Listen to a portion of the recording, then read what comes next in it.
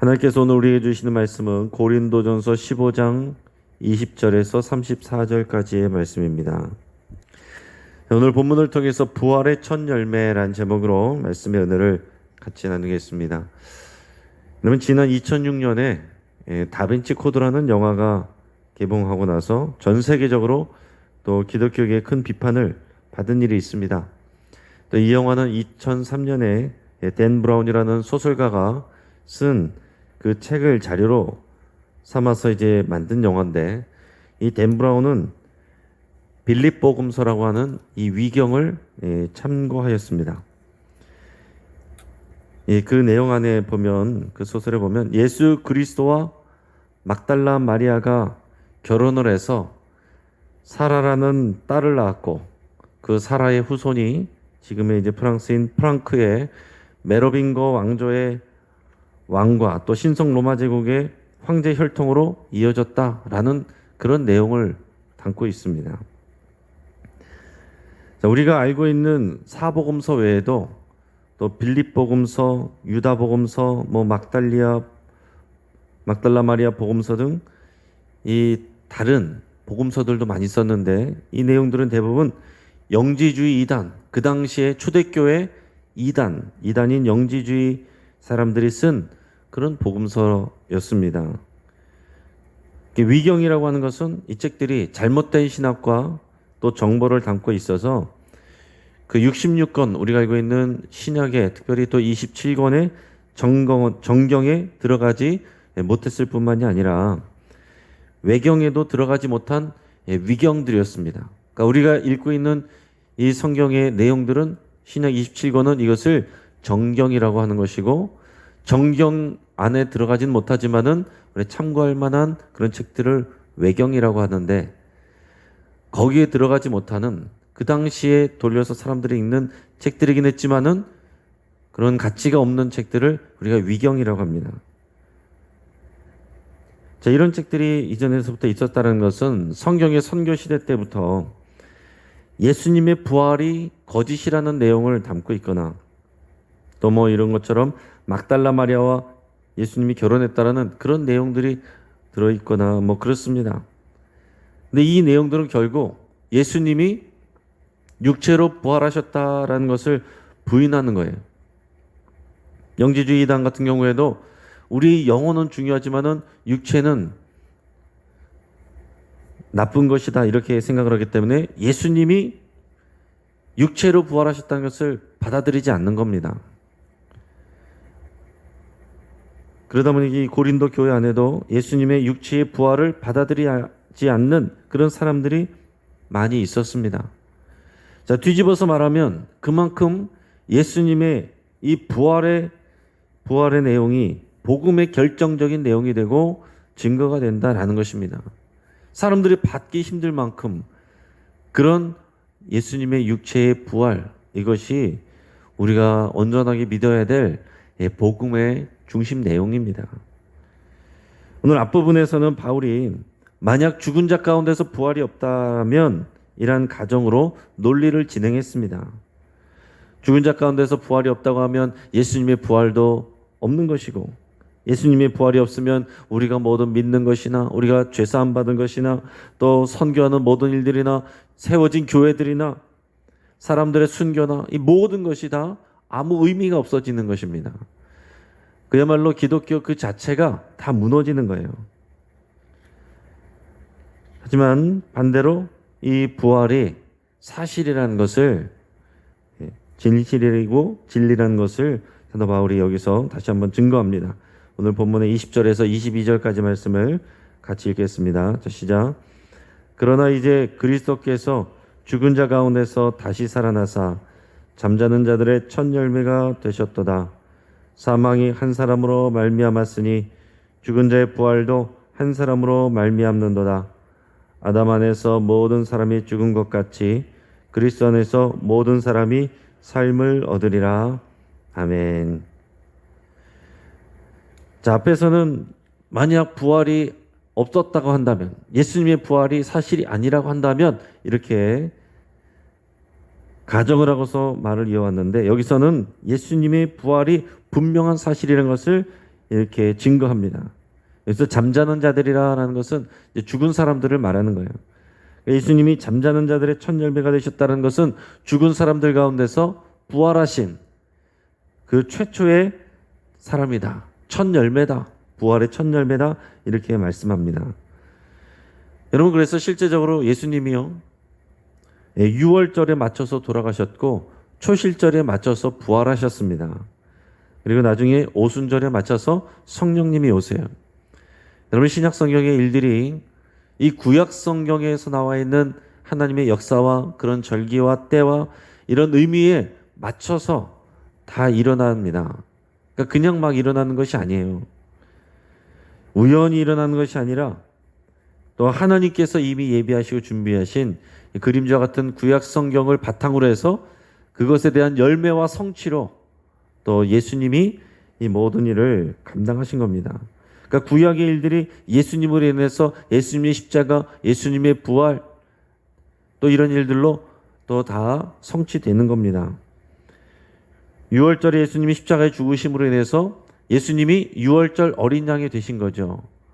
그리고 예수님이 부활하셨을 때는 처음 익은 열매, 처음 익은 곡식을 하나님께 바쳐드리는 그때를 초실절이라고, 이스라엘의 절기 중에 초실절이라고 그랬어요.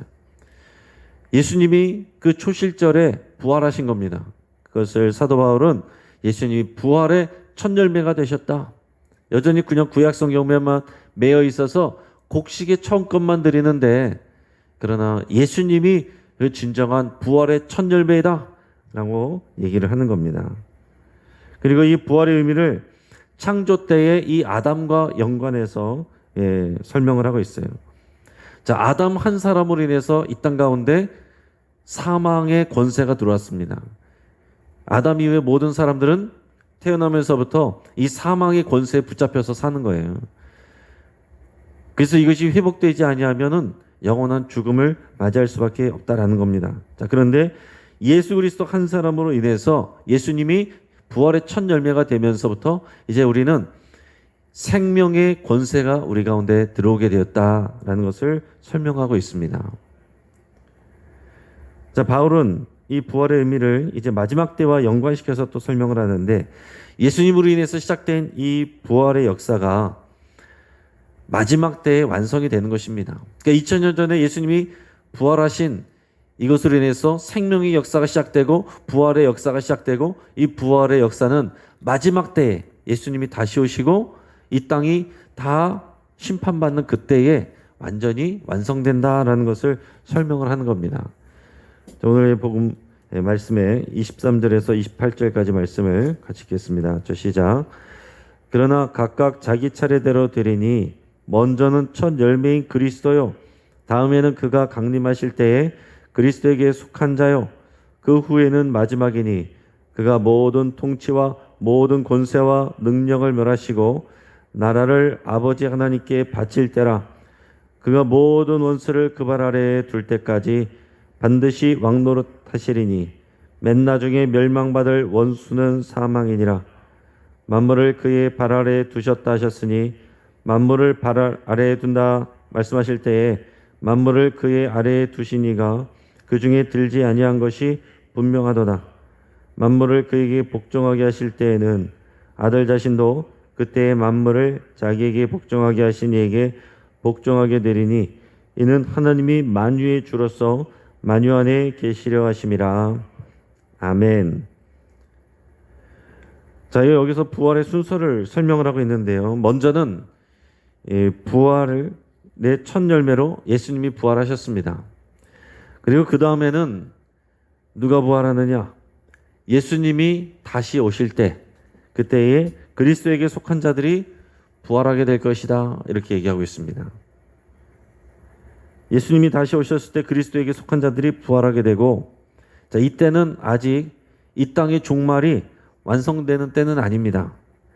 그러다가 그 이후에 마지막 때가 되면 세상의 모든 통치와 권세와 능력을 하나님께서 멸하시게 됩니다. 그러니까 여기서 말하는 통치와 권세와 능력이라는 것은 이 세상의 모든 권력자들, 그리고 그 위에 있는, 그 뒤에 있는 모든 악한 영의 그런 세력들, 그런 권세들, 이 모든 것을 다 통틀어서 얘기를 하는 것입니다. 하나님을 대적하던 이 땅의 모든 권세와 사탄의 세력들을 하나님께서 다 심판하시고 이제 멸망하시는 그때, 그 마지막 때가 된다라는 거예요. 그리고서는 이 땅의 나라, 즉 모든 권세가 다시 하나님께 바쳐집니다. 자, 지금 이 세상은 이 공중의 권세 사탄에게 있습니다. 하나님께서 잠시 그것을 허락하신 거예요. 그러나 마지막 때가 되면 그 사탄과 모든 그 세력들은 다 심판을 받고 이 땅에 잠시 공중의 권세에 맡겨뒀던 것들을 하나님께서 다 찾아가신다라는 겁니다. 지금 이 시대에는 사람들이 왕노릇하고 또 여러 가지 다른 것들이 하나님이 아닌 것들이 영광을 받고 하지만은 그 마지막 때가 되면 그 모든 다스림과 통치와 또 영광을 하나님께 다시 돌리게 되는 겁니다. 이렇게 모든 원수들이 그때가 되면 예수님의 발 아래에 굴복하는 이제 마지막 심판이 완성이 되는데, 완성되기 전까지는 예수님이 왕노릇 하신다라고 이렇게 돼 있어요. 그리고 마지막 때가 되면 사망 자체가 심판받고 멸망하게 됩니다. 이 땅 가운데서 우리가 가장 두려워하는 것이 죽음의 문제인데 그 사망 자체가 심판을 받아요. 그래서 그때는 이제 더 이상 사람이 죽지도 않는 그런 영원의 시간을 우리가 살게 된다라는 것을 말하고 있습니다. 자, 그러니까 이 부활의 사건이 단지 2000년 전에 예수님의 역사적인 사건으로 끝나는 것이 아니라 우리가 마지막 때까지 이루어지는 그 이 부활의 이 사건이 하나님의 구원 역사 전체를 이것을 가로지르는 사건으로서 이렇게 설명을 하고 있는 것입니다. 자, 예수님이 그때는 모든 만물을 예수님의 발 아래에 굴복하는 것을 예수님이 다스리게 되시는데, 그때가 되면 예수님도 자신에게 맡기셨던 이 만물을 다스리는 모든 권세를 하나님께 돌려드린다, 이렇게 설명하고 있습니다. 그래서 하나님은 말 그대로 만유의 주가 되셔서 모든 만물을 완전하게 통치하게 되시는 것이 마지막 때의 그림이에요. 그래서 인간의 죄로 인해서 망가진 세상이 다시 회복되는 것입니다.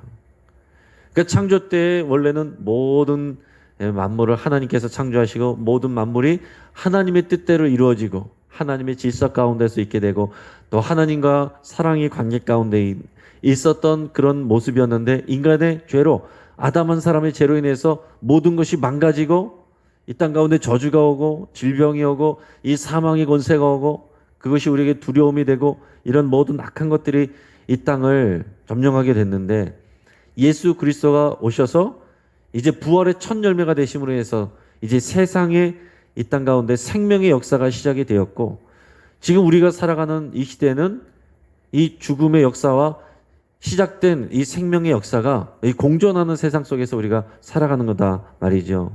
그러나 마지막 때가 되면은 그 모든 이 땅에 남아있는 공중의 권세와 이 땅에 남아있는 모든 왕노릇하는 것들이 다 심판받고 하나님만이 왕이 되셔서 하나님이 모든 만유의 주가 되시고 모든 만유의 모든 만물들이 하나님을 사랑하고 하나님께 영광을 올려드리는 원래 창조 때의 아름다운 관계로 돌아가게 되는 것, 이것을 지금 보여주고 있는 것입니다.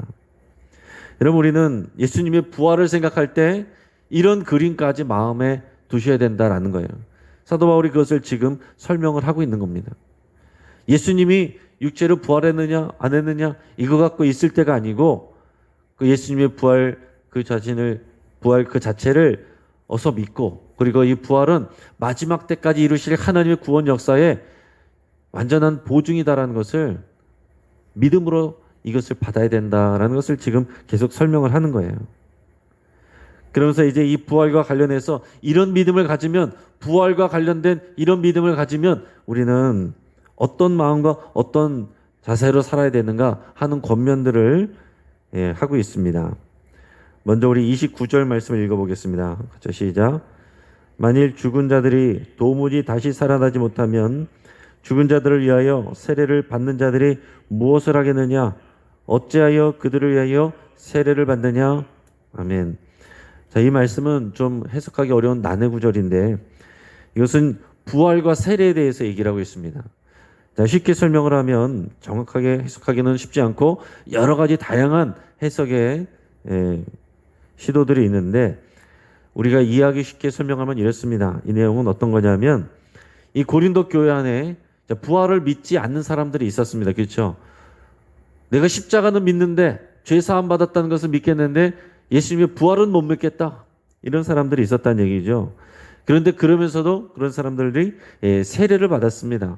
예수님을 믿고 세례를 받았어요. 자, 세례를 받으면서 부활을 인정하지 못하는 것은 앞뒤가 맞지 않는다.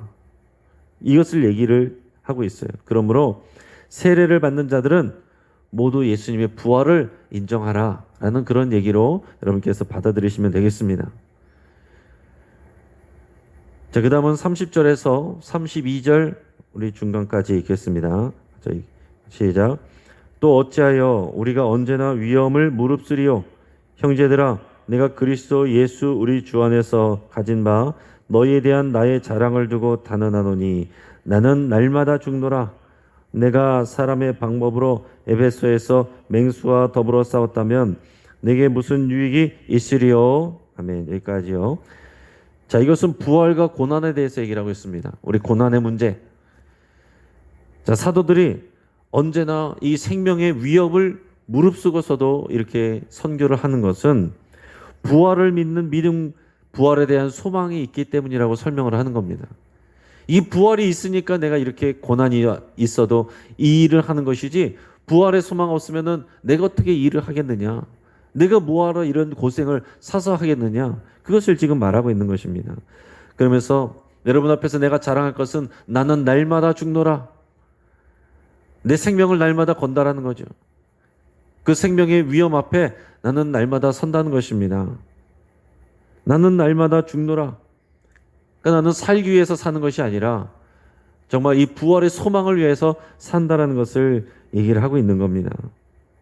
내가 마치 죽은 목숨처럼 매일매일 나는 죽은 목숨처럼 내가 살 수 있는 것은 부활 때문이다.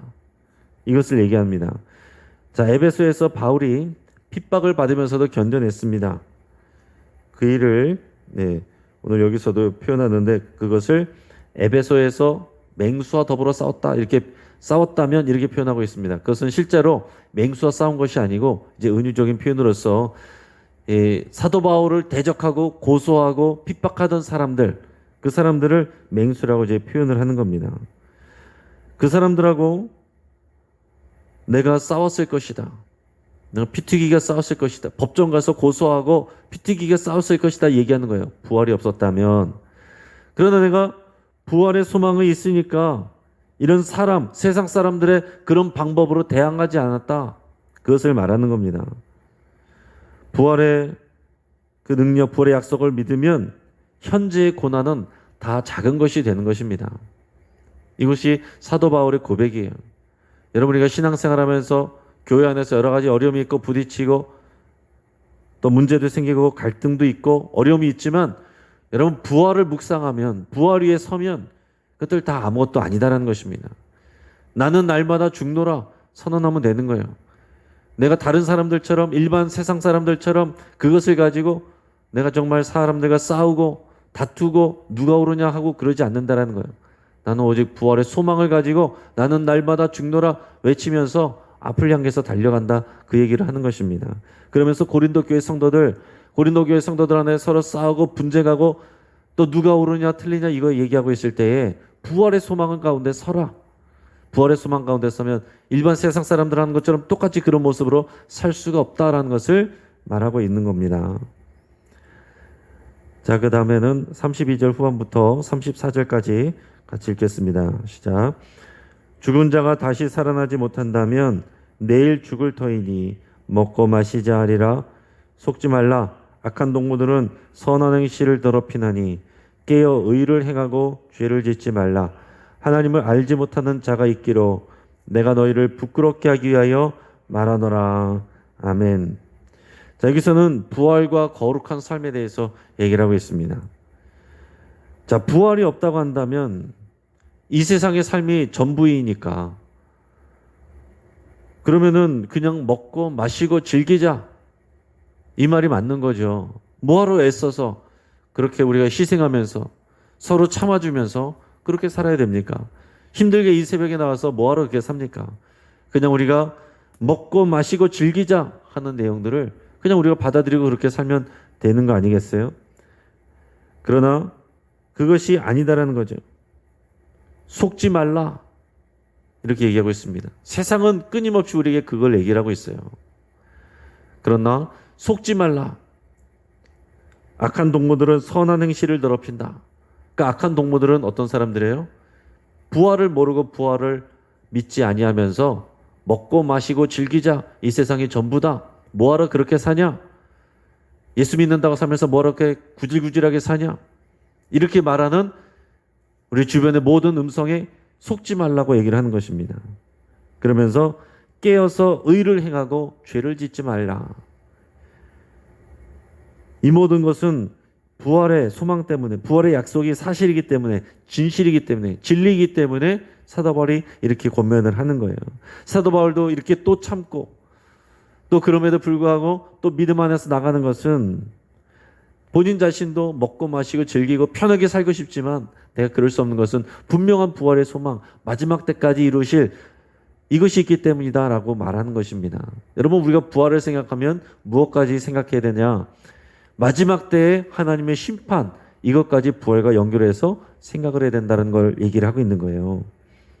내가 부활의 소망을 믿으면 내가 마음대로 살다가 죽어도 나는 부활하니까 이게 아니라 부활의 소망을 주신 하나님이 마지막 때 모든 만물을 심판하시는 그 마지막 때를 여러분 같이 생각을 하면서 마지막 때 그때에 정말 이 부활의 소망을 가지고 우리가 어떻게 살았는지 깨어서 의를 행하면서 살았는지 하나님의 뜻을 순종하면서 정말 그 사랑을 실천하면서 살았는지 아니면은 부활의 소망이 없는 사람처럼 그냥 오늘 하루 먹고 마시고 즐기자 이 세상의 말에 속아서 똑같이 살았는지 하는 것을 반드시 심판하신다는 거죠.